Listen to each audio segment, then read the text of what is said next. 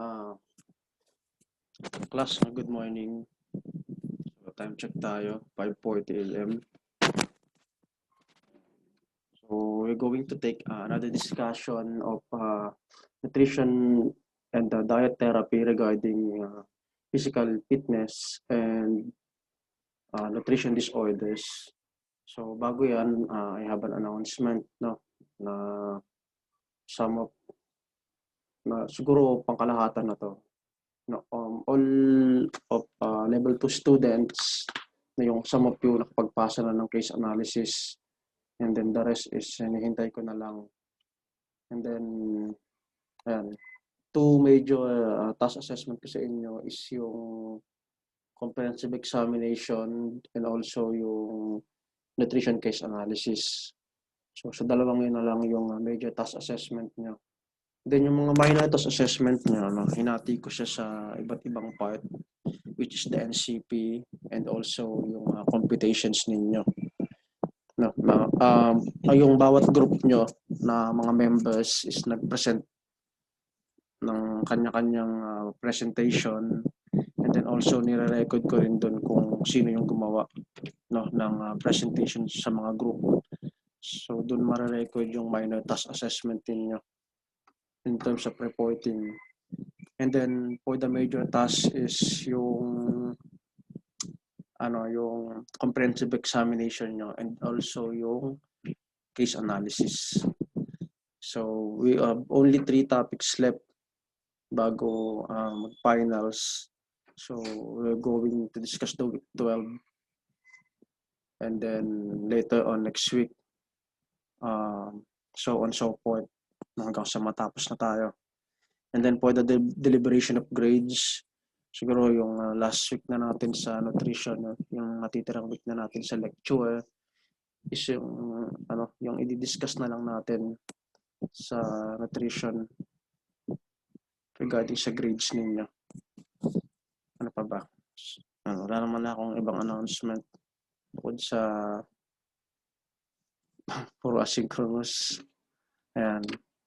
Sorry dahil hindi ako ganun ka-active na regarding sa student interactions, dahil may problems din ako sa connectivity ng internet namin.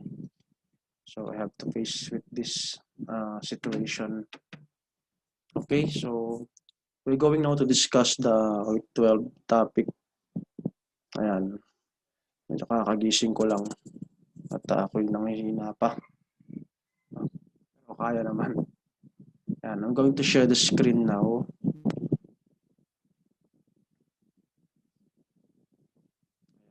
Yung ating share screen.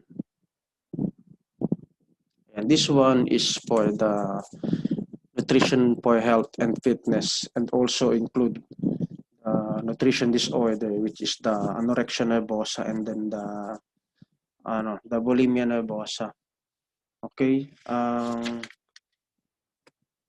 One of the course content here is teka.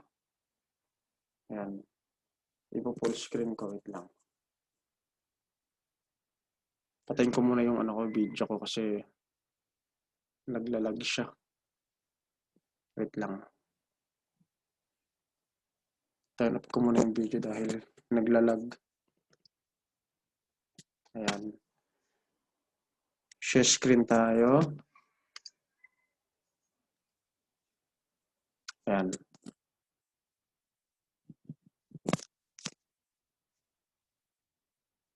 Okay, so simulan natin dito sa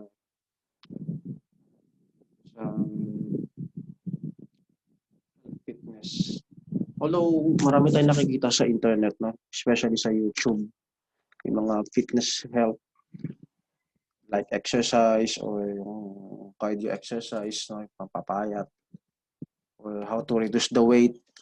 No, marami tayong nakikita ang video dyan sa YouTube, no? Pero dito sa health and fitness, this is more on just a basic fitness for weight reduction management. Yun yung tatalakayin natin. So this is the week 12 discussion. Okay. And then today is ano to? November, Monday. And this one will be one of the tasks, no, regarding kapag kami face to face, no, meron tayong physical activity regarding for health and fitness. Pero since na virtual tayo, no, I think the nutrition laboratory will come up with this one dahil nakalagay ito sa ating OPTL. Then for the course content here is for weight management, and then the eating disorders, it is the anorexia, and then the bulimia.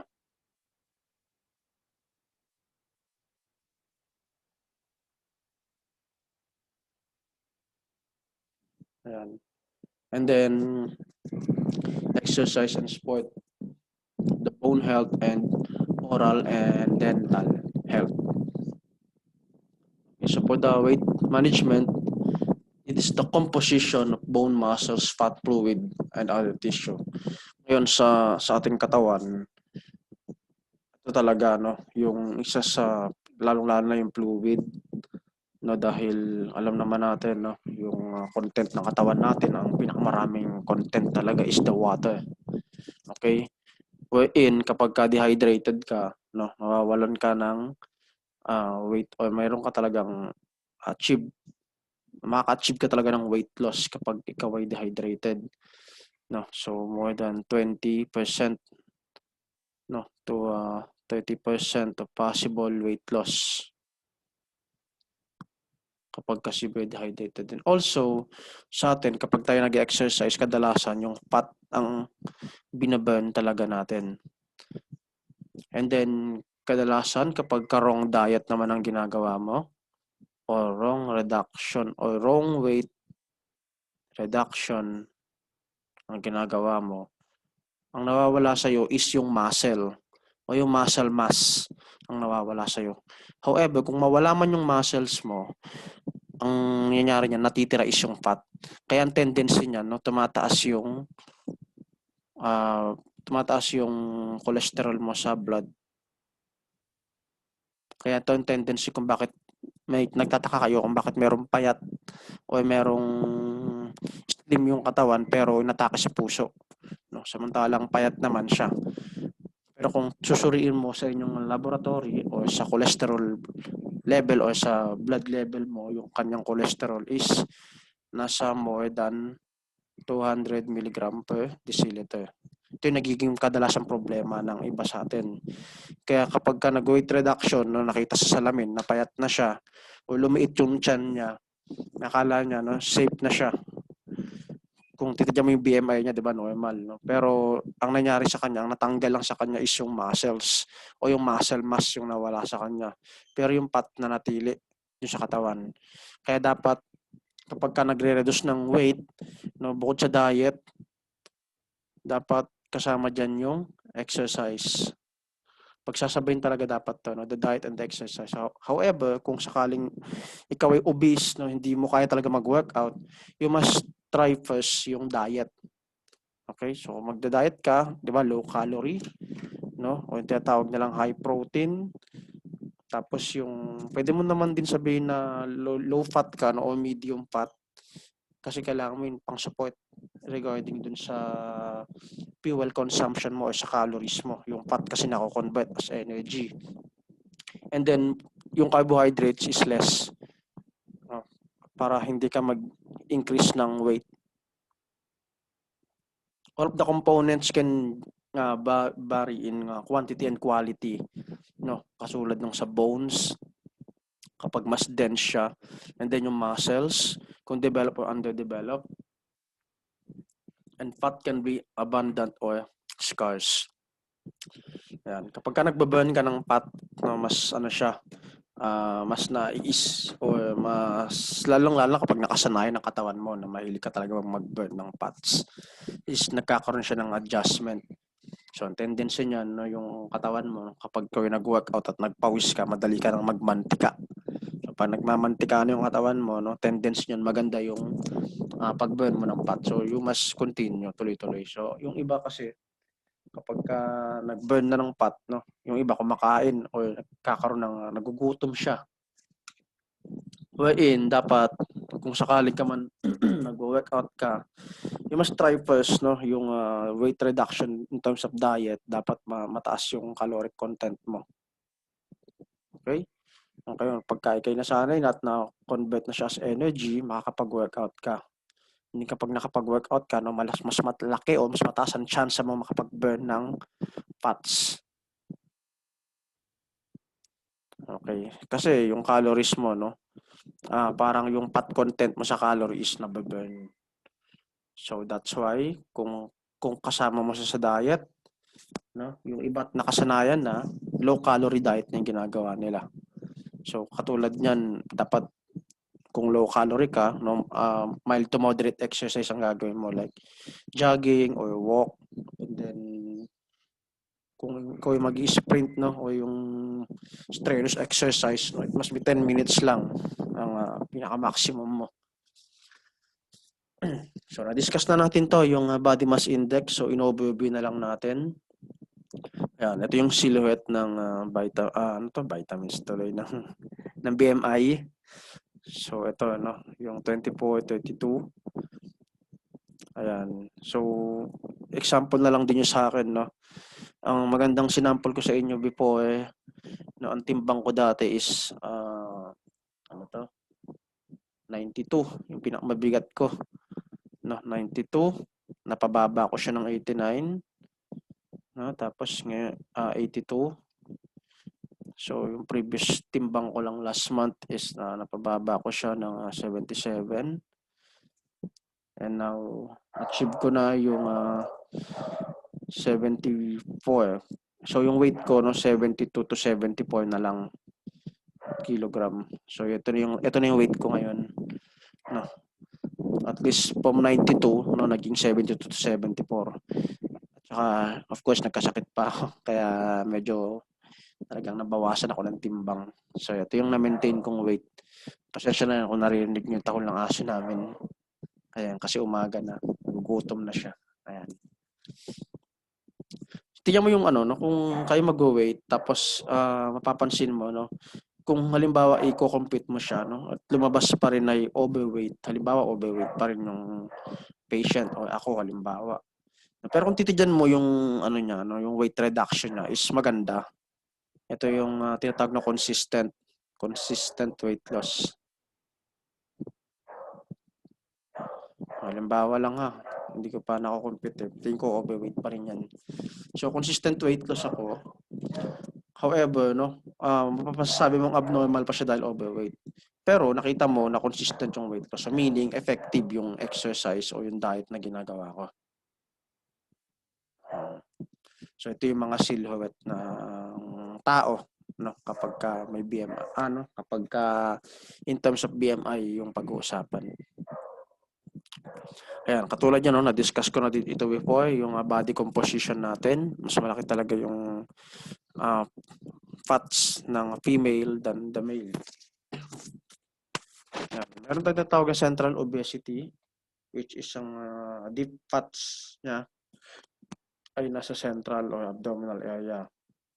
So, ito yung mga malalaki yung tiyan. No? Pwede silang magkaroon ng diabetes o stroke someday in the future, hypertension, and then ito yung coronary artery disease, no, which is the still number 1 leading cause of death ng mga Pilipino. Yung coronary artery disease. Yan, makikita mo siya around the abdomen and trunk sa body. So, sabi ko nga kanina na deep within central abdominal area of the body. So, paano siya? Ano itsura niya? So, ganito. No? So, isa rin ako sa mga guilty rito. Yan, nung ako'y nasa 92 kilograms, to talagang lumaki talaga yung tiyan ko. Kala mo manginginom lang. So makikita mo, marami siyang fats, no, hindi lang din dapat kapag ka nag-workout ka, no, sit up, No, marami yan, no? Merong ano to, yung plank, no, pampatigas ng central abdomen. And then yung stretching, proper stretching ng abdomen. Of course, yung sit-up or curl-ups. At saka yung medyo yung inaangat yung paa kapag nag-workout. And then gumagamit ka ng central muscle mo sa abdomen. So makikita mo subcutaneous fat here. And then sa loob is the intra-abdominal fat. Of course, yung abdominal cavity. So dito nakalagay yung mga muscle, yung mga pumuprotekta dun sa katawan natin. Sa katawan, sa tiyan natin. And then, kapag ka nagbaburn ka ng fats, no, kadalasan ang nababurn dyan is yung intra-abdominal, which is ito. Yung subcutaneous yan, okay lang yan dahil dito talaga yung consistent na fat, no, na hindi pwedeng mawala dahil ito ay nagsisilbing protection mo rin or yung cushions. So, ang lumalaki talaga is yung intra-abdominal fat. So, makikita mo rin sa another picture is yung side bail o yung bilbil na tinatawag. Yan. So, fat fold measure, nakikita mo dito yung mga per skin assessment sa fat location like sa likod ng braso. And then also ito yung literal na likod na yung merong fold dyan o may bilbil sa likod. Then 1 inch na madedetermine mo talaga na may fat talaga o may subcutaneous fat ka pa. Lalong-lalo na dito sa braso. Pero ito ang common, no, yung sa may abdomen at saka itong sa baba, sa may triceps natin o sa may likod ng braso natin, sa may upper arm.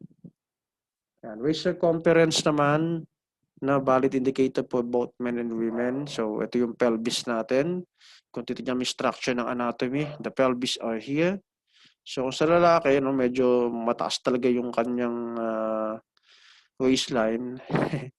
Tapos, susukatin mo yung kanyang fat o yung itsura ng fats niya. Hanapin mo yung pelvic bone, no, sa itaas niyan. So, dito yan. Sa babae, ganun din. So, obesity,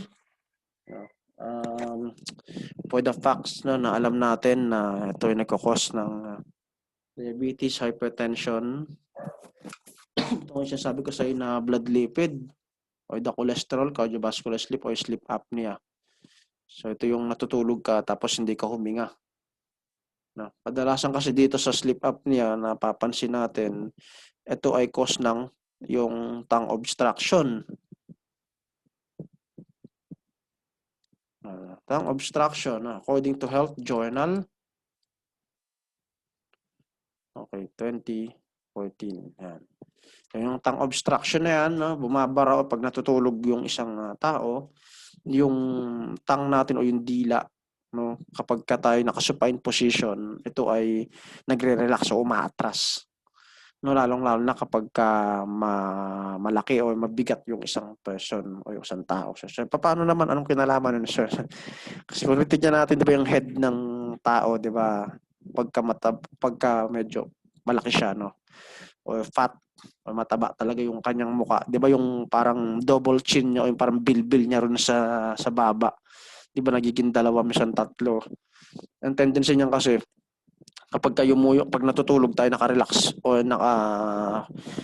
naka-relax yung neutral head position yung ulo natin, no?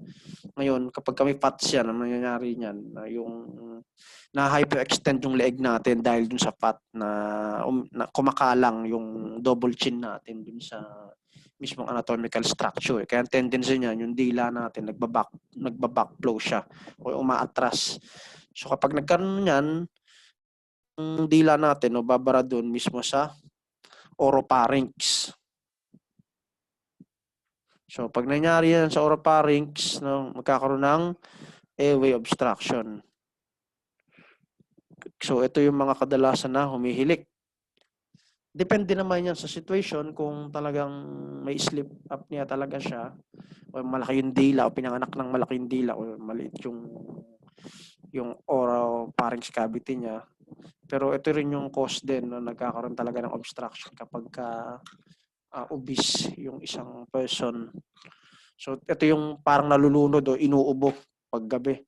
Pag natutulog, bigla kang uubuhin, tapos may himasmasan ka, tapos yun, matutulog ka na ulit. Yung ano lang, no? Sa sleep disturbance dahil sa sleep apnea. Okay, so dito naman, may nilagay akong picture dito, alam ko. Ayan na to. Treatment for obesity, no? Sibutramine and orlistat. Ayan. Makikita mo din yan dun sa itong medication na ito. No? Sila yung nakakatulong para maging mag-decrease ang iyong appetite. Okay? And then for the orlistat naman, no, ito yung content, no, merong powdered content dun sa kanyang capsule. Ito yung capsule niya. Tapos yung content nito, no, ito yung parang nagsisilbing blow to para mas magbukang busog yung pasyente. Pag kumain siya nito, feeling niya busog na siya. Okay, so ito yung pagbibili ka ng ganitong gamot, no, kailangan ng doctor's order. Kasi ang ginagawa ng iba, no, inaabuso yung pag-inom ng gamot. Yung tendency niya, no, sobrang payat na, hindi na kumakain. So, nangyari yan, lalo siya nagkakasakit. So, sibutramine and orlistat. Alam ko kung mapapanood mo yung vlog ni yung vlog ni Doc Adam, no, alam ko binabanggit siyang orlistat dun eh. So, nandoon yun, yung sa sinasabi ko. Yan. I'm a huge fan of Doc Adam, by the way. Shout out Doc Adam. Okay, so yan, sa surgery, gastric partitioning, gastroplasty, gastric bypass and gastric banding. So ano tong mga to? So gastric partitioning, ito 'yon, yung gastric partitioning. Yan. From the word partition, no, nagcut yung nagkaroon ng osmosis dito, no, parang ginupit siya, tapos kinabit yung jejunum o gastrojejunostomy. So nung kinabit yung jejunum diyan, no, tendency niya yung food niya. So yung food, either yung food dumaan dito or dumiretso na siya dito. Okay, so ang ginawa dito, no, tinanggal o tinapyas yung part dito ng gastrum. Sir, ba't naman tinapyas, no? Kawawa naman yung stomach. Maraming factor yan, no? Dahil possible yan is mataas yung production ng acid or marami na siyang ulcer, which is delikado rin kay patient. Kaya tendency niya tinapyas siya. Okay, so paano yan, sir, matutunaw? So, meron pa din naman production ng gastric acid dito sa part ng stomach na ito.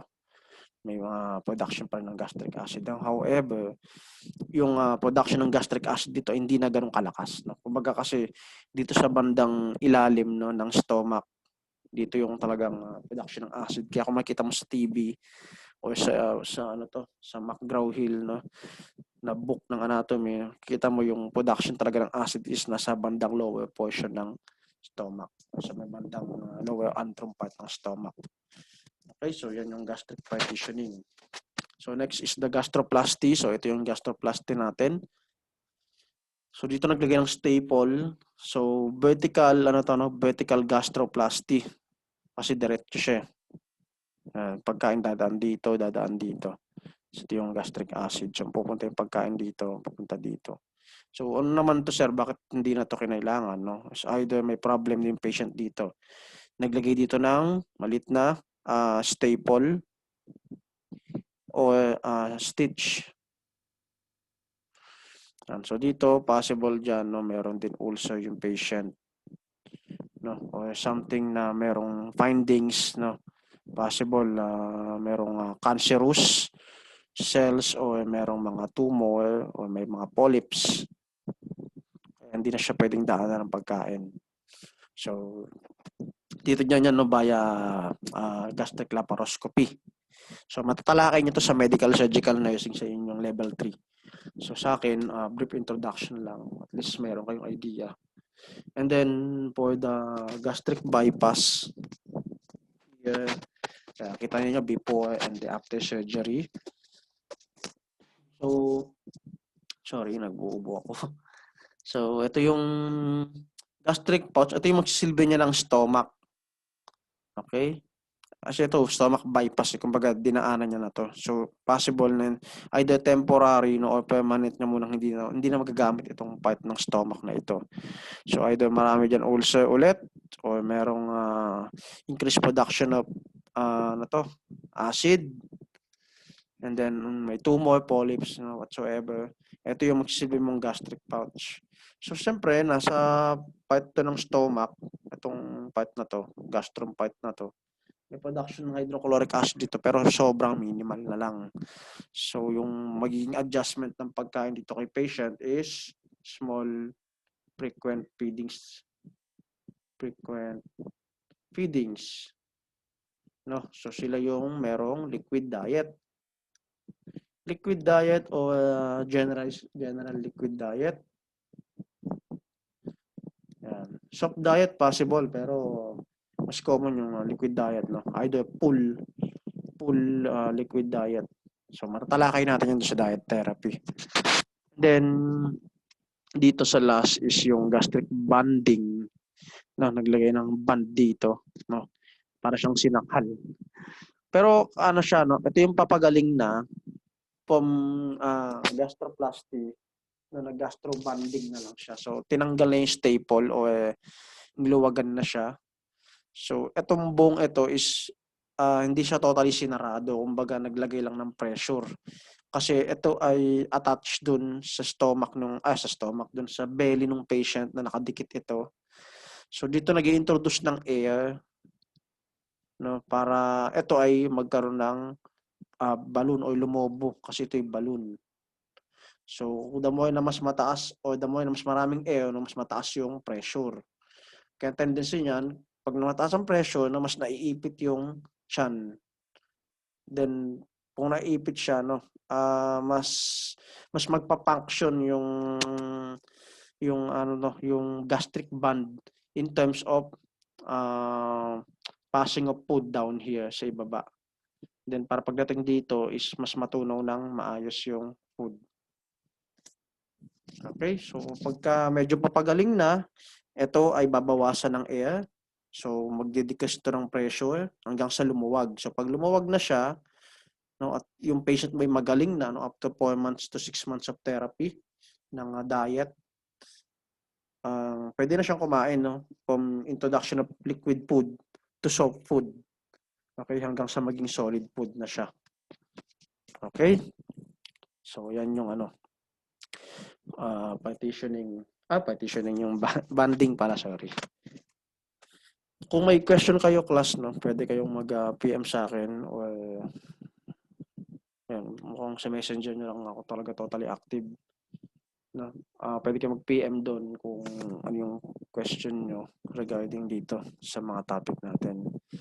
And then po, weight management. So dito na tayo sa eating disorder, no, or nutrition disorder na tinatawag nila. Pero ito lang yung kasi common na nangyayari sa ngayon, no? Nutrition disorder. Ayan. Medyo taglish yung ginawa ko dito. Okay, so PICA. Pag sinabi natin PICA, ito yung pagkain ng mga non-edible substance. So ano yung PICA na yan? Ito ang kapag ikaw ay nakasanayan ng kumain lagi ng yelo, kung kayo kakain sa fast food at kakain ka ng ice tube o ice cube, no, after mo uminom ng soft drinks, tapos yung ginawa mo, inunguya-nguya mo yung ice tube, PICA na ang tawag doon. Okay, sabihin mahilig kang kumain ng ganun. Ano pa? Example nito, soil, lupa. So, nakakatawa man, no, pero nangyayari sa totoong buhay ito, no? May mga kumakain ng lupa. Hindi ito yung mukbang na napapanood mo sa TV, sila Alien yo, sila Boy Tapang, yan. Iba yun, just for fun yun. Hindi sila, kapag ang isang pasyente talaga is merong eating disorder na ganyan, hindi nila pinapakita to sa media. Na ito yung sinasarili lang nila.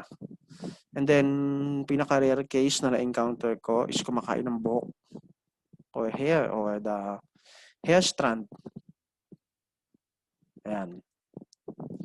Okay, so adolescent disorder ito, no, from 10-year-old to 19. So 10-year-old is considered as preschooler, no, pero sinama natin last adolescent dahil ito ay preteens. So may may growth spot. May growth spot na to. Okay, hanggang 19 according to WHO 2011. Until now actually, yun pa rin yung nakalagay sa nila, record nila. So Erik Erikson theory, no? Identity versus role confusion. So may dalawa tayong type ng eating disorder, the anorexia and then the bulimia. So ano naman to, sir, no? So nakataglish tayo dito. Pero bago yan, mukhang wala akong i-explain ko muna. Teka lang. Wait lang, class ah.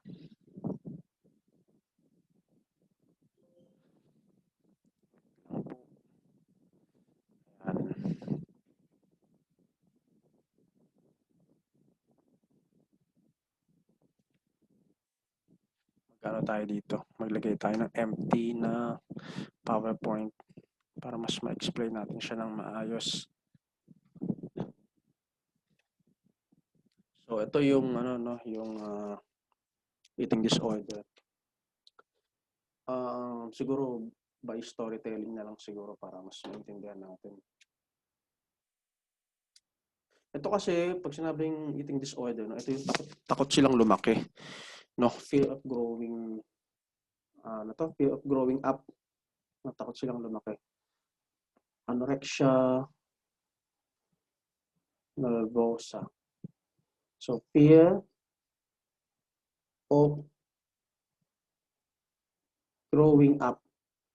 Nung tataka ka, no, bakit fear of growing up ay lumaki, no? So I have siguro may kukwento na akong story dito na merong isang magnanay. So ito yung mother. Sorry for the stick drawing. Stick drawing na lang siguro para mas maintindihan. Yan, ito yung mother. Yan. Ito yung buhok niya, no? Ito yung meron siyang tungkod kasi mother nga siya. May tungkod siya, halimbawa. Tapos ito yung kanyang anak. Yan, ito yung buhok ng anak niya.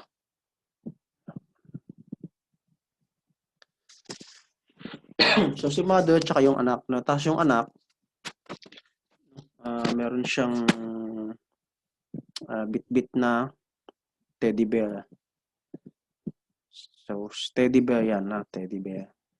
Teddy. Yan, teddy bear. Okay, so nakatira sila sa bukid. So may drawing ako ng bukid dito, halimbawa. Ito yung bundok.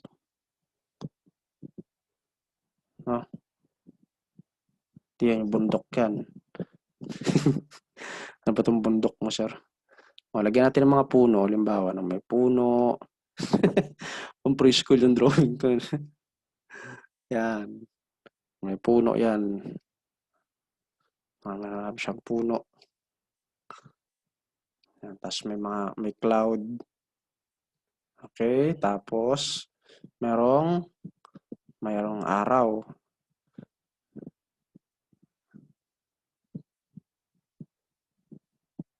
Yan. May araw. So, ay, ba't malungkot? Masaya dapat eh. Yan. Yan yung araw. Tapos ito yung puno ulit ng coconut tree. Daming din drawing ni sir. Dami nalalaman ni sir. So yan, lagyan natin ng palayan. Kasi nga nasa bukid siya. So yan, may mga tanim-tanim dyan ng mga palay. Okay, so ito yung magnanay. Ngayon, ay nakalimutan ko pala siya lagyan ng bahay. Dapat pala may bahay ito. Lagyan natin siya ng bahay. Yan, ito yung bubong. Parang drawing talaga ng parang drawing ng kinder talaga. Pasensya na kayo sa drawing ko, no? Hindi talaga ako expert mag-drawing. So, yan. Ito yung hagdanan. Yan. Ganito yung drawing ko nung kinder ako eh. Okay, so ito yung kalsada. Yan. Okay, so ito yung magnanay, no? Ngayon, ang nangyari dyan, itong anak na ito ay 7-year-old. Okay? Ang 7-year-old dyan, no? Ito ay, preschool to school age. So, mag-school age na siya. Okay, ngayon, ang gusto mangyari ng anak is maglaro sa labas. So, gusto niyang maglaro sa labas kasama yung kanyang mga kaibigan. Lalaro sila sa labas kasama yung kaibigan. Ngayon, ang sabi ng mother niya, napagalitan siya ng mother niya. No? Sabi ng mother niya, anak mo, huwag kang lalabas, huwag kang maglalaro. Ikaw ay mag-aral lang sa loob ng bahay. Okay, kasi itong anorexia nervosa, ito ay more on psychology, no? Slash psychosocial. No, pwede ka magkaroon ng psychosocial problem. So ngayon, sabi ng mother, no, huwag kang lalabas, anak. Ikaw ay magbasa ng libro. Wala kang gagawin sa bago di mag-aral. So lahat ng gagawing desisyon ng anak, no, which is gusto niya maglaro sa labas, no, yung makyat sa puno, basta mga kasama yung kanyang teddy bear, hindi nagawa nung bata hanggang siya ay tumanda. So ngayon, ang binigay ng mother, no, imbis na teddy bear yung binigay niya, naging na-convert siya, naging book. So naging book yung binigay nung mother. Ngayon, nung naging book na, tapos tumagal ng panahon, kakaaral niya, pasok sa school, uwi, tas aral, school, ganyan. Paulit-ulit na lang yun. Hanggang siya ay 12 years old o naging teenager. Pagpalagay mong 15 years old. Hanggang siya ay naging 15 years old, which is the teenager. So sabi nga natin, ito ay identity-based role confusion. So ngayon, pagpatak ng 15 years old, nung malaki na siya, pwede na siyang maglaro sa labas, no? Kahit gusto ng mama niya, wala siyang magagawa dahil gusto niya na maglaro. 15 years old na siya. So, lalabas na siya ng bahay. Ngayon, ang mangyayari ngayon sa kanya, as time goes by, 15, 16, 17, 18, no? Hanggang sa maging adult na siya, pero 18 years old is considered as adolescent. Ang nangyari sa kanya, takot siyang lumaki. Kasi tumatanda na siya dito yung age niya. So, ang iniisip niya o yung kanyang thought, no, ayaw pa niyang munang tumanda. Gusto pa niya muna maging bata. Mag-stay siya sa ganung katawan na 7 years old. Wait lang, class.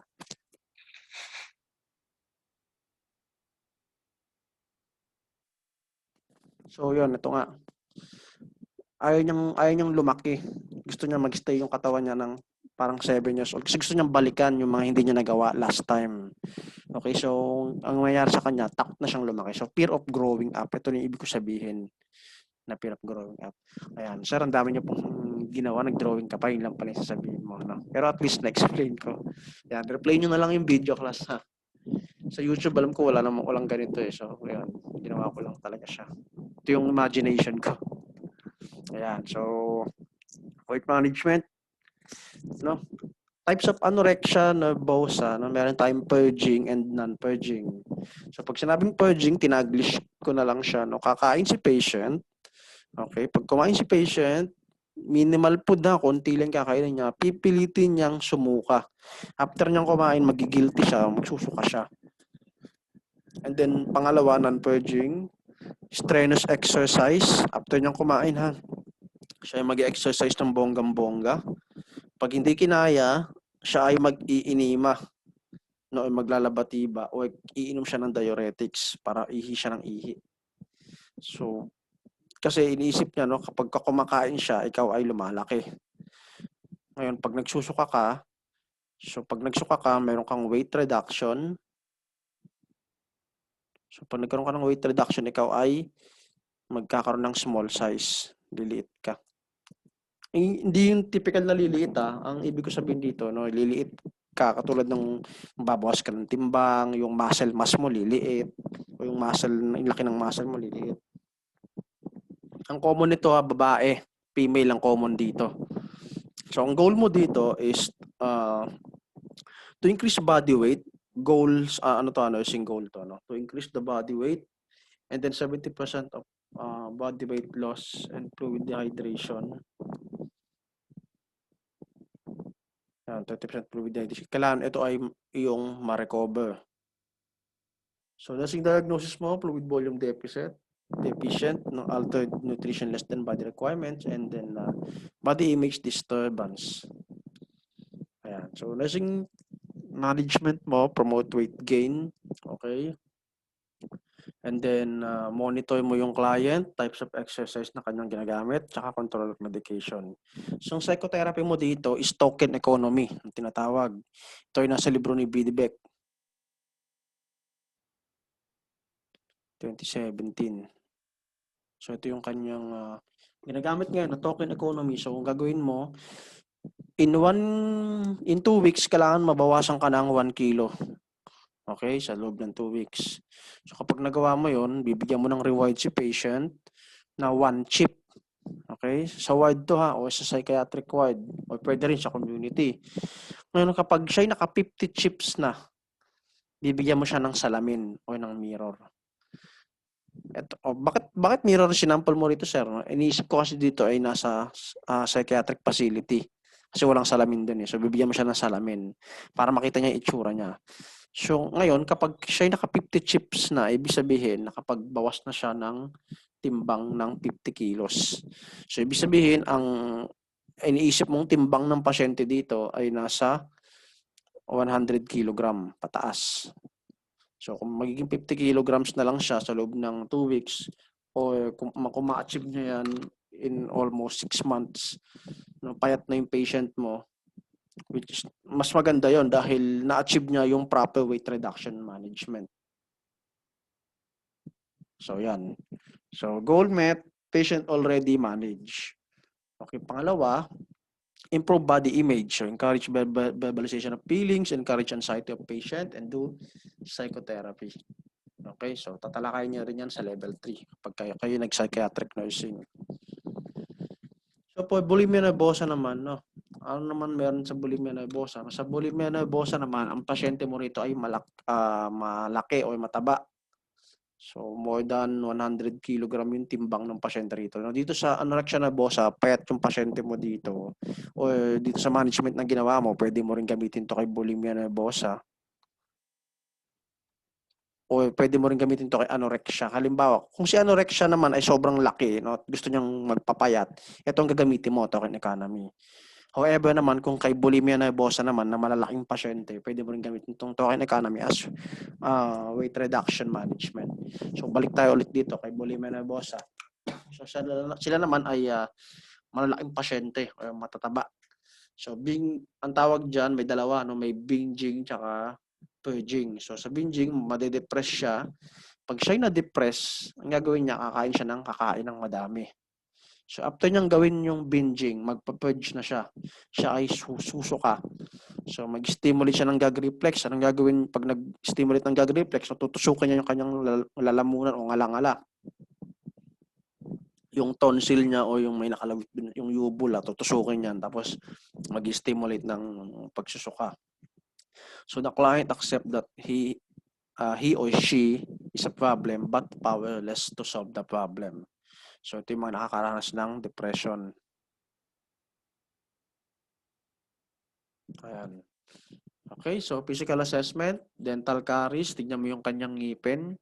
So, yung ngipin niya is nag-eroded o nasisira dahil tinatamaan ng gastric acid yung kanyang ngipin.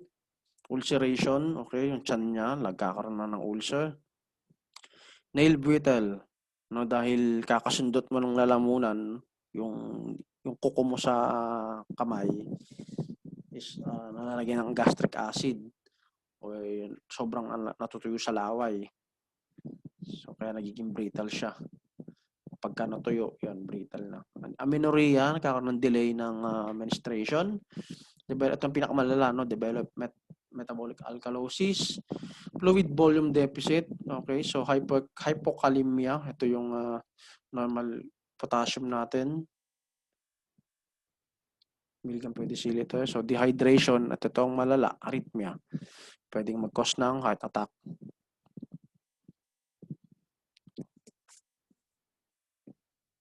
Okay, so bulimia nervosa ulit.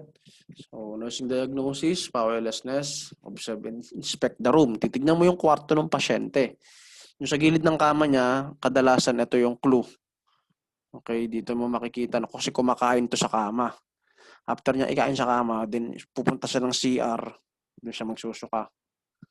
Okay, so assess. Ask the patient during mealtime, tanongin mo siya doon. Then how to solve powerlessness, so teach the client problem skill. However, dito sa bago ka makipag-usap sa mga ganitong uri ng pasyente, no, you must do first assessment is to assess yourself. No, ito yung tinatawag na yung kikilalanin mo yung sarili, no, o yung self-awareness na tinatawag. Kasi kapag may self-awareness ka, alam mo yung ginagawa mo, hindi yung nakikipag-usap ka sa pasyenteng may bulimia nervosa, depression, yung pala nakakaranas ka rin pala ng depression. So, dalawa na kayo. Yung tendency niyan, pwede kayo magkasundo. So, walang management na mangyayari dyan. Maglolokohan lang kayong dalawa dyan. So, bulimia nervosa, again, can progress to anorexia. Okay, but anorexia cannot progress bulimia. So, yan yung gagawin. Yun yung facts, no? Actually, nasa box din siya. So, ito yung tsura niya, no? Kung mapapansin mo, ito ay si Karen Carpenter, yung kumanta ng Top of the World, Carpenter. Yan. Ito ay 10 years niya. 10 years, no? So, ngayon, fear of growing up, takot siyang lumaki. So, tendency niya, nagkaroon siya ng depression o nagkaroon siya ng anorexia nervosa. So, dito is nasa middle age na siya. No, not totally middle age, but late early adulthood. Okay, so nagkaganto na itsura niya, no? Nabawasan yung kanyang timbang. So ito yung itsura ito yung thought ng anorexia nervosa. So ano yung thought niya? Ganito, no?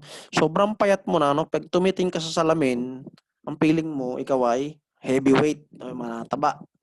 So kadalasan nito ay female na nakaka-encounter nito. Kasi yung mga lalaki, based on the psychological interview, no? Pag ang lalaki is either mapayat mo o mataba, pag nakita nila yung sa salamin itsura ng lalaki, no, feeling nila macho sila. O malaki talaga yung katawan nila o may abs sila kahit wala namang abs. So, ganoon yung thought ng lalaki. Na sa babae naman, no, na pagka nakita mo dun sa salamin o ay payat ka na o underweight ka na pero feeling mo mataba ka pa rin. So, yun yung problema. So, ganito yung itsura ng physical assessment. So, sobrang payat. Ito yung underweight. So, severe malnutrition, pwedeng mag-cause ng dehydration.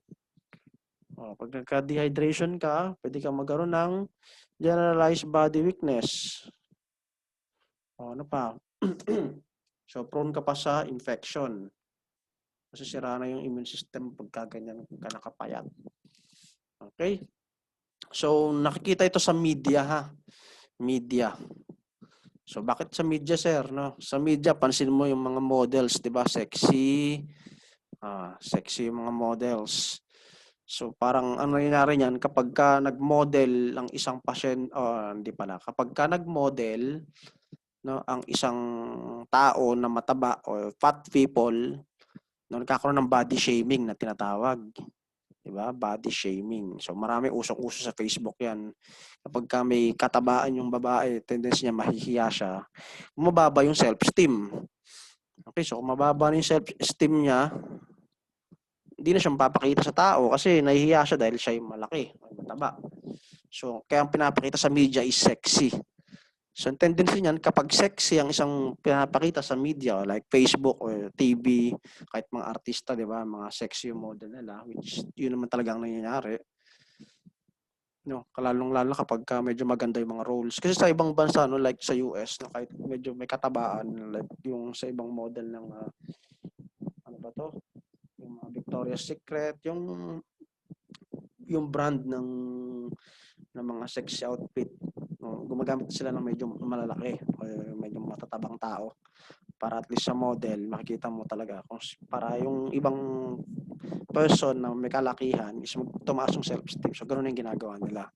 Pero sa atin, no, sa media, yung mga sexy na tao, syempre ang gagayahin ng tao o ang gagayahin ng bibili ng ganyan damit is dapat sexy rin sila. Paano kaya kung may kalakihan yung katawan ng tao, mataba yung tao na bibili ng ganitong damit? Siyempre, gusto niya ma-achieve yung sexy body para makita niya yung model. At magaya niya yung katawan ng model. So, ito yung nagiging problema natin. So, class no to body shaming tayo. Kapag may pasyente tayo, nag-health teaching tayo ng weight reduction, since na nurse tayo nakakaalam, no to body shaming. Okay? So, lahat tayo pantay-pantay. Ayan, bulimia nervosa again. So, eroded siya. Nasira yung lining ng enamel ng tooth. So, makita mo, no, maputi na siya, sumobrang puti. No? Ito naman nakikita mo yung mayroong siyang yellowish dahil natanggal yung enamel ng tooth. So, nagkakaroon din siya dito ng build up or plaque. So, yan, ganyan yung nangyari. Ito, katulad niya, kumain, no? Tapos, sinundot yung lalamunan. So, ang resulta, pumayat siya. Yan, sa bulimia naman yan. Okay, so, proceed tayo sa nutrition, exercise, and sport. So, ako, class, hindi naman ako expert in terms of exercising. Sa mga coaches to ng fitness.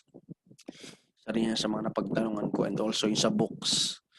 Okay, so dito naman sa exercise and sport, okay, maintains physical fitness and overall health and wellness. Okay, sa sport natin, dito mo makikita kung gaano o yung behavior ng isang tao, kung healthy ba siya o hindi, kung mahilig ba siya sa sports, interesado ba siya dito, lalong-lalo na kapag engagement yung pinag-uusapan, yung may mga kalaban ka. Like basketball or volleyball, may mga competition. So, fitness, so characteristics that enables the body to perform physical activity. So, yan. Sedentary, physical inactive. So, ito yung katulad ng ginagawa natin pag nag-online class tayo. Ito yung literally sitting down a lot. Mas maraming time na nakaupo kaysa nagkakaroon ng physical activity. So, marami tayo dyan. So, sinamarize ko na lang siya. So, meron tayong cardiorespiratory, strength, and flexibility.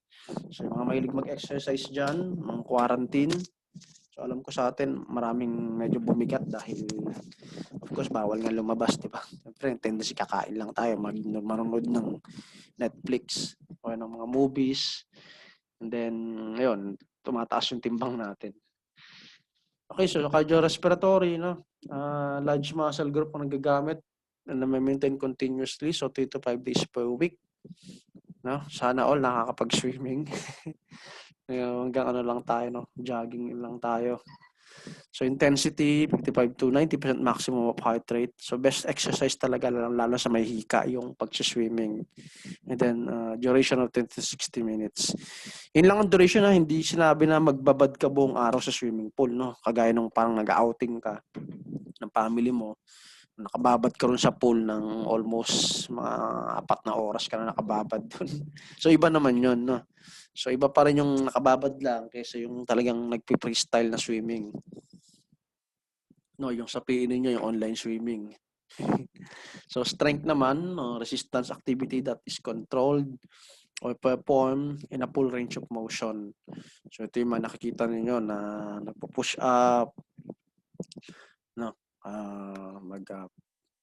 pull up, then meron din repetitions na tinatawag. And then for the flexibility naman, yung mga major muscles mo, magkakaroon ka ng proper stretching na ito enough for 2 to 3 days per week.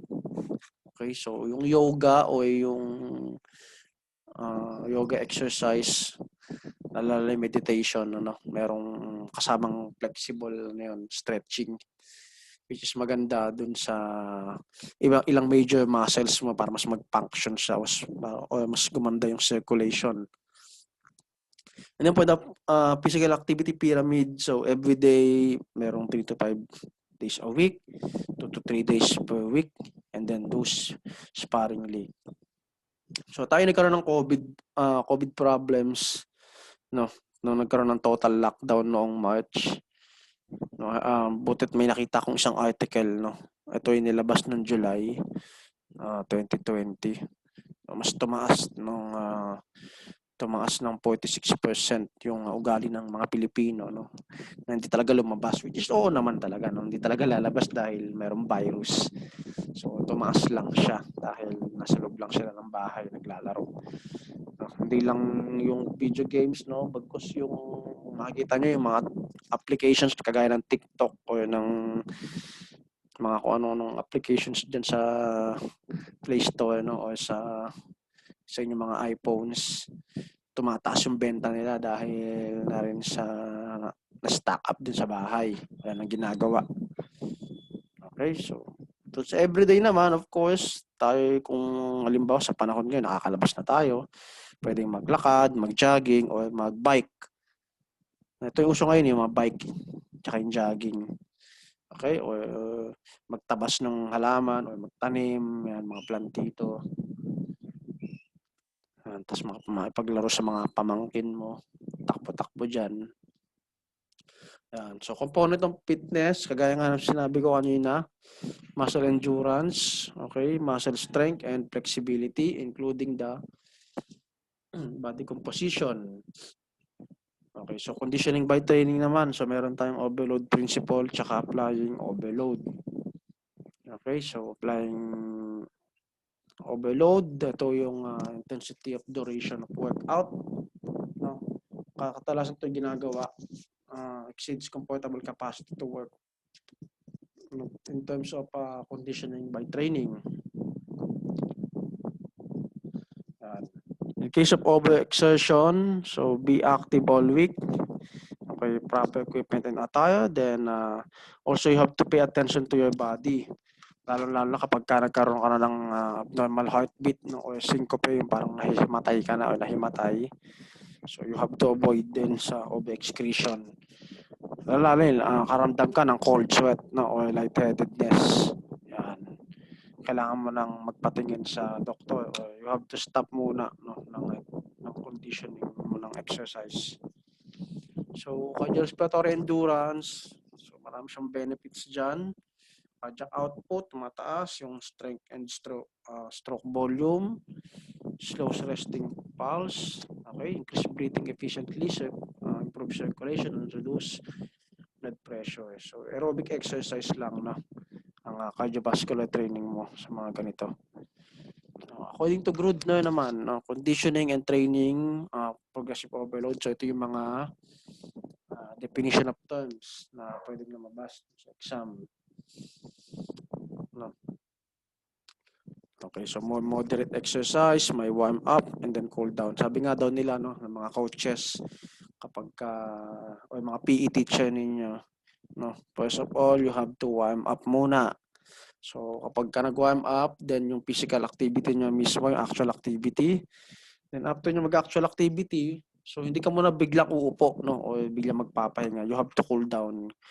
Anong cool down to, sir, no? Ito yung, after mong, halimbawa, nagtakbuhan kayo o naglaro kayo ng basketball, no? Siguro, standing, tatayo ka muna o tamang lakad, mag-walk ka bago kumupo. O siguro papakiramdaman mo yung sarili mo, no? Kasi kapag ka nag-warm up ka na, no, o mainit pa rin yung katawan mo, tapos gusto mo magpahinga, baka mabigla yung katawan mo, no? So light activity muna yung gagawin mo. And then kapag ka medyo lumalamig na yung pakiramdam mo, no, okay na. So tendency kasi yung nangyayari dyan, kapag nag-warm up ka, tapos yung activity mo at mainit pa rin yung katawan mo, pagka ikaw yung naligo, no, biglang cool down yung nangyayari sa katawan mo. So mabibigla siya. Nangyayari yan, nagkakaroon ka ng mabagsak bigla yung blood pressure mo. So ito yung sinasabi nila na bawal maligo ng malamig na tubig, no? Pero totoo niyan, mainit pa yung katawan mo tapos nagbuhos ka ng malamig na tubig, no? Mabibigla yung katawan mo, of course. Pwede kang mahimatay. Okay, so continuation, hypertrophy, nag-increase yung size ng muscle, atrophy, nagbawas yung size, so weight training. Ito yung mga mahilig mag-push up, no? Bukod dyan, yung bigat na barbell or dumbbell, yan, for muscle strength and endurance. So, sample ng balance fitness program, no? Pag kayo mag-exercise, huwag lang yung isang araw, tapos pangalawang araw, tinatamad ka na, no? Walang mangyayari pagka ganun. Tendency niyan, lalakas ka lang kumain dahil nagsunog ka lang ng calorie. pag nagsunog ka ng calorie, siguro mga up to 2 hours, gutom ka na naman, kakain ka na naman. So, ito yung parang program ng fitness exercise. Okay? And then siguro sa condition ng ng estado mo sa buhay, no, kung may bike ka talaga or nakakapag-swimming ka naman, siyempre dun tayo sa mas matipid, no, like walking or jogging. So nutrition in bone, mahaba pala tong topic natin, no. So calcium, alam naman na natin yung calcium. Maintaining calcium level ng katawan natin. So ito yung calcium milligram per day, no. Ito ay according to the RDI or the yung sa may Canadian source, nakalagay sa baba. Western European American Canadian source. Yan. Pero since tayo ay Asian, no, ito ginagawa na rin nating reference kasi ang RDI American source pero sinusunod natin. Sa bone health naman, also important here is the vitamin D or the mineralization of bone. Okay, kasama. Parang naulit siya. Wait lang Ito pala. Sa vitamin D pala to. Kanina vitamin C. Okay, so ito rin. Katulad lang dito ng sa calcium. Mga normal normal grams, no? O dosage ng supplement. So dito sa atin, dito sa pasyente, may problema sa bone, lalo bata. Ito tawag nilang rickets. So signs of rickets, so merong soft spot sa ulo, bony necklace, okay, big lumpy joints, and then bow legs, yung paa nila kapag sila, ito kasi yung sample dito sa picture, nakatayo So kapag nakahiga siya, ganito yung kanyang itsura, no? Para siyang nakabukaka.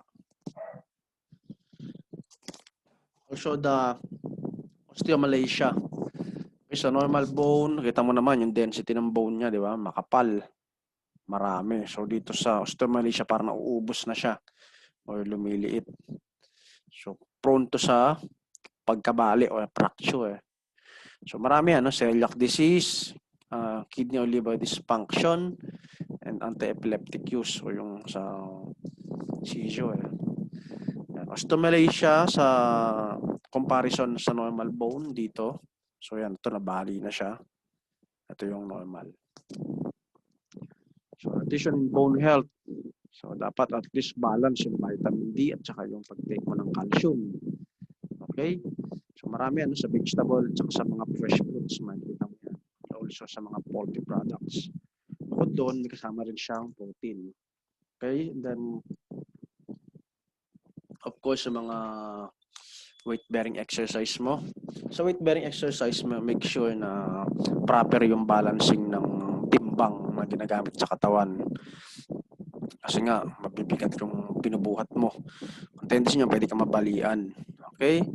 And then, avoid alcohol consumption, of course. Katulad ng binanggit ko rin before na drink moderately or at least 1 shot of wine or a glass per day.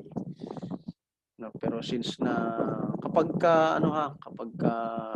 sinusunod natin yung sa diet ng USDA, okay, use of salt and caffeine in moderation din. Kung di maiwasan yung pag-inom ng kape o mga maalat na pagkain. Lalo kapag mababa yung calcium intake mo.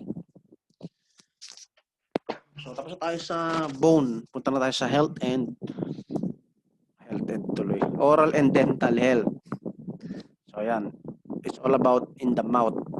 Ayan na. So pag kumain ka ng sugar, di ba?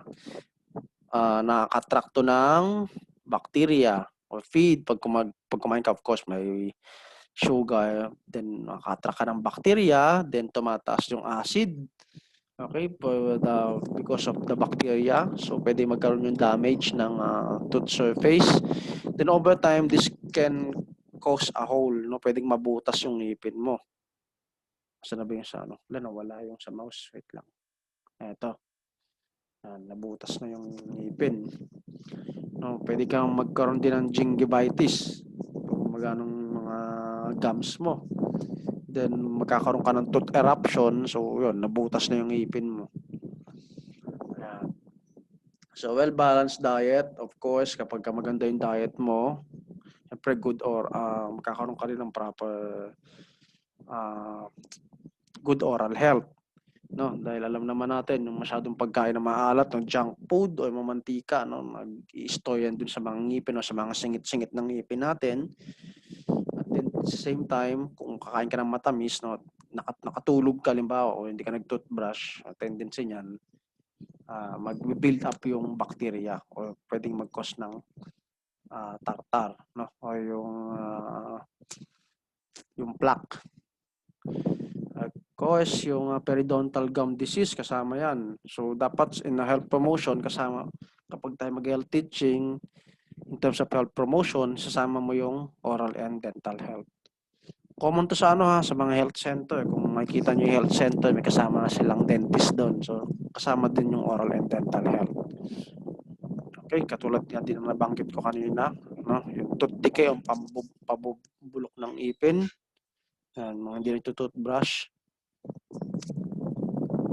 So tendency niyan, no, medyo alam naman natin, no, hindi maganda yung amoy ng bibig ng pasyente. Halimbawa, yung mga hindi nag-toothbrush diyan. Yan. Siyempre, of course, may amoy talaga yan, no, because of the acid build-up. Bukod dun sa gastric acid mo na natunaw, of course, may amoy talaga yan. O yung ammonia na amoy. No. And then, kapag hindi ka rin nag-toothbrush na, merong hindi kaya-ayang amoy or bad breath na tinatawag. Ayan. And then, sa kanya, for poor oral and overall health, such as unhealthy diet, age, and medication, of course, pag inom mo rin ng gamot, may kinalaman din dyan. And then, yung lack of vitamins and supplements, as well as socioeconomic conditions, kung halimbawa, walang pambili talaga ng toothbrush o walang pambili ng hygiene kit. So, yun yung magkakaroon ng problema. So, sa children and teens, of course, ang mga, alam mo naman, ang mga children minsan, o mga, lalo-lalo kapag preschool, yung mga toddler, mga tamad mag-toothbrush, no? Sila yung kailangan mong may assistance ng mother. Kailangan mong toothbrushan yung anak o yung pamangkin nyo, no? Para hindi mabulok yung ngipin niya. Kasi tinatamad silang mag-toothbrush. And then, pwede rin mag-cause ito ng mas complication. Hindi ko yata nalagay dito. Yung tinatawag na rheumatic heart disease. Kasi yung bacteria doon, papasok sa ngipin, pupunta sa blood circulation, dedirekta sa heart. Kaya nagkakaroon ng rheumatic fever. Okay, kung in terms of elderly naman, ayan. So, alam naman natin kapag elderly na siya, walang assistance, lalo na kung sa relative, no, hindi inaalagaan yung mga elderlies natin, no. Highly sila in poor nutrition. So, tendency niyan maapektuhan din yung kanilang dental health. So, bukod dun sa gum disease nila, no, kasama na rin dyan yung pananakit ng kanyang temporomandibular joint. Tumitigas yung kanilang panga dahil kakulangan na din ng calcium o ng vitamin D. Okay? And then, for the medications, sa mga dry mouth, kapag ikaw umiinom ng mga antihistamine o anti-allergy, kadalasan yan, nagkakaroon ka ng dry mouth. Mga antihistamines. So, yan, mga nagkakos ng dry mouth. So, dapat tataas ang fluid intake para hindi mag-dry yung mouth. Okay, and then herbal supplement kasama yan, no? Restrictive allergy diet. Yun. Mas maganda siguro kung vegetarian ka, no? O mga gluten-free na pagkain. And then, put them to greater risk both tooth decay and gum disease nga, magkasama nga sila. And taking multivitamins daily is also recommended.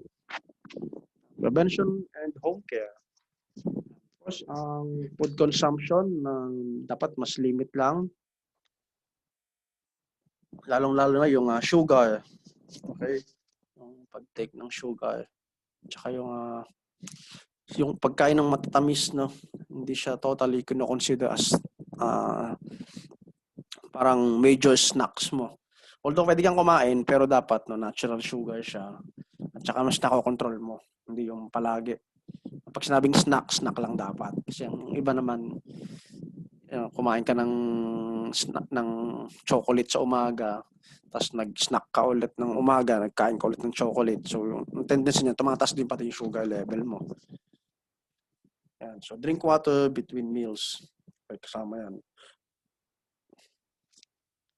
And then, flushing or flossing your teeth and gums once a day. So, kapag kayo nagtutoothbrush, advice din sa akin to ng dentist ko. Kasi ako medyo maarte ako sa ngipin. Yan. Kasama din ng pagpo-floss. Okay, so yung mga, halimbawa, yung mga naka-braces dyan sa inyo, di ba may parang special kayo na pangsundot sa mga brace nyo. Ay, wala naman akong brace. So yung, para siyang brush na maliit, something na may parang patusok na, betsura nun. Para siyang ganito. Tapos may ganyan. Then, parang drill type siya. Pero hindi siya, yung matigas. Malambot siya. Tapos yun yung pinangdudut-dut ng mga naka-brace. Para yung mga tinga-tinga doon na na-stack up, natatanggal. Okay. O hindi ko alam kung ano yung ginagamit niya. Basta ito yung recommended ng dentist eh. And then also yung paggamit ng floss. Kasama yan. And then sa mga toothbrush nyo, merong tongue cleaner. Kasama din yung tongue cleaner. Lilinisin mo rin pati yung dila. At saka yung pag-brush ng teeth is hindi, di ba ito yung ngipin halimbawa, no? Ito yung ngipin. Yan. Yung iba kasi, ang nagiging practice niyan, no? Ang toothbrush is pag ganon, yung stroke ng pag-toothbrush niya, pag ganito. Yung, basta ganito halimbawa ito yung toothbrush. Parang pag ganito yung pattern ng toothbrush mo, pag ganon. Pag ganyan yung pattern ng toothbrush. Hindi daw siya advisable. Dapat is yung, lagyan ng arrow. Is dapat up and down. Up, down, up, down. So parang yung sa taas, up, down, up, down, up, down, up, down. O pwede mo rin pababa, isang stroke lang, pababa. Sa ibabang ngipin naman is pwedeng up, down, up, down, up, down, up, down. Pataas na stroke. Mali ako dapat dito ko sinample yun. Wait nga lang. Ano.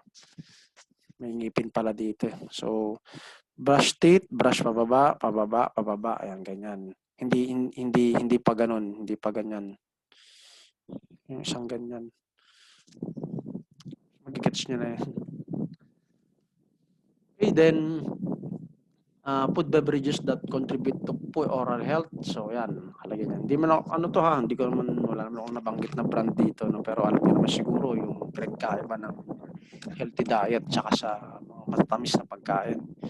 Although dapat correct dose lang yung pagkain nyo, no? Hindi yung kumain ka na ng chocolate na isang pakete, gusto mo pa 2, 3. So, tendency yun, tataas talaga yung blood sugar mo. Dapat tamang lang, no? Tamang timpla lang ng pagkain, no? Yung tamang correct serving lang, no?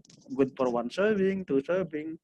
Iba kasi chocolate siya, good for 2 serving. Yung ginagawa ng iba nung kinakain nila as 1. Isang tao lang kumakain. So, yan. So, healthy snack. Yan, apple, nuts and seed, yung popcorn, nasama ko na rin dahil mababa yung calorie ng popcorn eh. Dapat yung sugarless and also yung oil na ginamit sa popcorn. Mamaya yung hindi naman yung oil na mataas ang LDL content, no? Dapat olive oil, canola oil, mga ganon yung ginagamit. And then proper proper serving ng oil lang yung appropriate. Bawat 1-2 tablespoon of oil, ganon. Mahirap lang sige pag tatansyahin mo yung oil, maparami ka ng lagay. Yan. How to eat right? So marami yan, lahat ng vitamins and minerals nakalagay. And then impact on oral health including the sources. Okay? You have to read this. Ito ay nakalagay din sa Journal of Journal Health and Nutrition. So pinrint screen ko na lang siya. Hindi ko siya hindi ko na save yung magazine ng matagal na last year ko siya nakuha. Ayan, so tapos na tayo sa sa ating topic. Stop share ko na muna ito.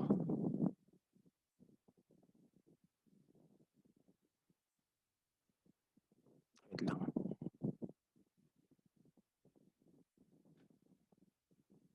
Ayan, so na-stop share ko na.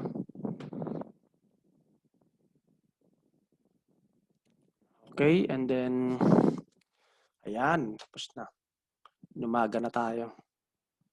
Tat na tayo na sikat ng araw. I-upload ko na lang to class sa Moodle. And then also yung, yung lives, across the lifespan, no? Sasama ko na rin yun. So, yung dalawang topic na yun. And then, yun, of course, next week, another topic na naman tayo ulit. Yan. I hope class na may natutunan kayo. No? Gusto nyo lang tanong o ng clarification, you have to PM me. No? So you can watch it anytime, no? Para hindi na tayo mag-gather. Kasi kapag ka nag-gather tayo like online, yung traditional na ginagawa natin mga early first to 2 weeks na nag-gather tayo online. No? Siguro nagkulang din ako dun sa student interactions. Pero in terms of one-on-one consultation or may tanong kayo, no, you can PM me. Pwede kayong i-flood nyo rin ako minsan, no, kapag halimbawa hindi pa rin ako nagre-reply. Pwede nyo akong i-chat na, sir, sunod-sunod na para umangat siya sa inbox ko dahil ang dami nag-chat sa akin. Yung inbox ko na ano siya, hindi ko nababasa minsan. So, kasi meron din akong group chat sa ibang organization and then also yung mga faculty, mga sa students. So, marami talaga. Napupuno yung inbox ko. Hindi siya puno, no? Pero busy inbox pala. Unlimited yung storage ng inbox ng Messenger. So, doon lang ako active. Ano pa ba? Wala na akong isipon pa ako. Ayan. So, wala naman ang tanong. Ayan, that's it. So, good morning, class. Again, see you next week. See you next week na naman, tapos magre-record lang naman ako. No? Ayan, yung mga hindi pa nagpapasa ng nutritional case analysis, na-forward ko na yung iba. So, hindi na ako mangungulit kung sino kayo. No? Alam niyo naman yung mga nagpapasa o hindi. So, yung iba na-forward ko na. And then, tingnan lang natin sa deliberation. Okay? So, magandang umaga sa inyo ulit. Again. So, ito vlog. Okay, so sige na. Goodbye class. Good morning. Thank you.